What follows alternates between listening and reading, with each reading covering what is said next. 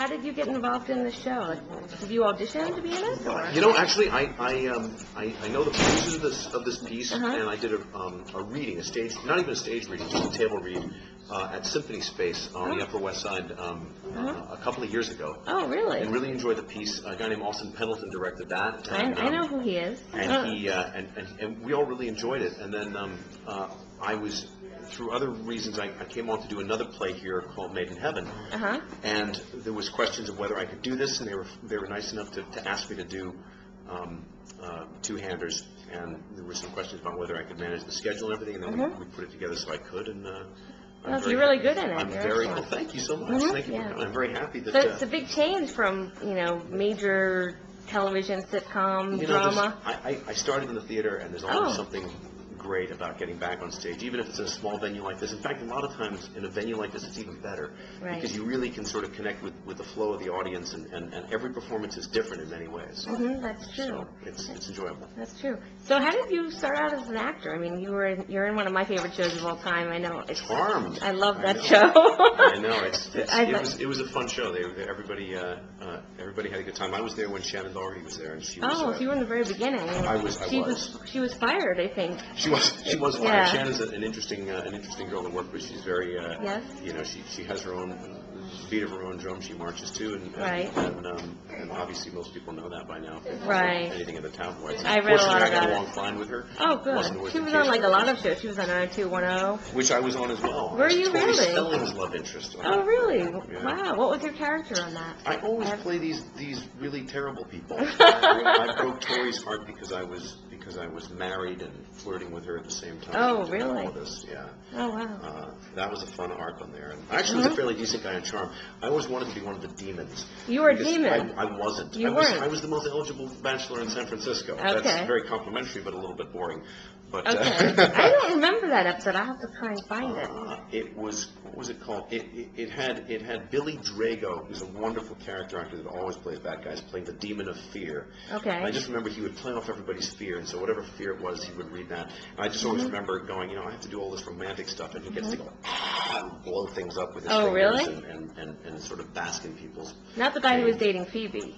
No, this guy wasn't dating anybody.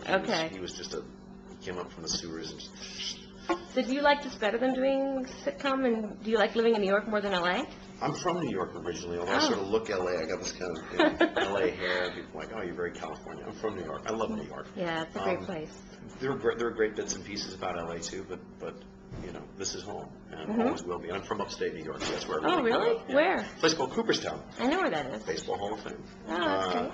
And it was about 3 hours away from here, but I feel very at home in New York City, and that's good. I love it. So what do you want to do next? I mean, do you want to continue doing theater in the city? I'd like to. I actually have an offer to do a film, which I'm going back shortly after I close here. In fact, 2 days after I close, I go back to LA, and we'll discuss the script and what's going to happen with that. What movie? Anything you can tell my readers? I don't ever like to talk about those things unless they're locked in. Okay, for sure, but that makes sense. If it comes together, it's sort of Die Hard meets 28 Days Later. Oh, okay. Which is an interesting concept. So the zombies in a building. So we'll see. This one might go straight to video. I'm not sure. Oh, no. We'll see. Okay, well, it pays the rent, right? It does pay the rent. And it's fun, too. Right. I mean, in the end, that's what acting's all about. It's about having fun and hopefully enriching people's lives to some extent. And this is a fun play. I mean, Two-Handers is something that I hope teaches us something about our relationships and what we put into them. Right. And what we expect to get out of them. So. That's great. Would you ever want to do another sitcom? Like, what if it was in New York?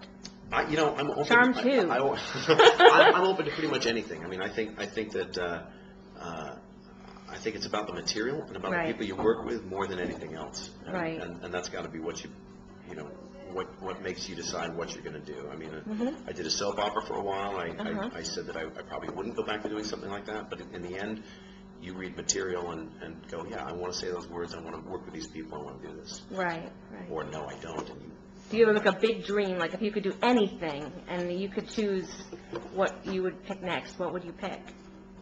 I don't know, because I don't know what's really out there right now, and I think that leads me to really what my dream is, which is to be in a position where I hopefully control some of my own destiny. As actors, we're constantly put in a position where we have to sort of ask for a job, Right. and the ideal. And I've written 2 screenplays. And, Oh, really? they're What are both their out there names?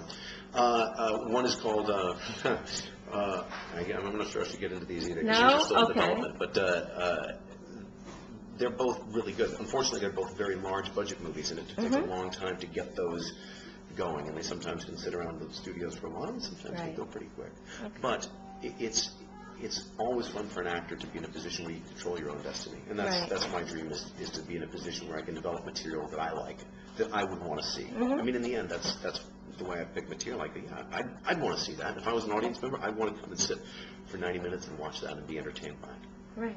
Oh, So. well, great. Well, I hope you figure out what hope that you get those made into great movies. I hope so too, and I hope I definitely hope to do more theater here in New York. Hopefully, I'll have a stronger presence here in the future, because I'd like to be back So here. tell everyone your name and... My name is Steve Wilder, Right. and I tell you to come out and see our show, but it closes on Tuesday, so hurry up and come Tuesday night if you can. I think there's still some seats available. Okay. And then my other play, Made in Heaven, closes next weekend. We have a show on Saturday at 11 a.m., and we close Sunday at 7 p.m., I think.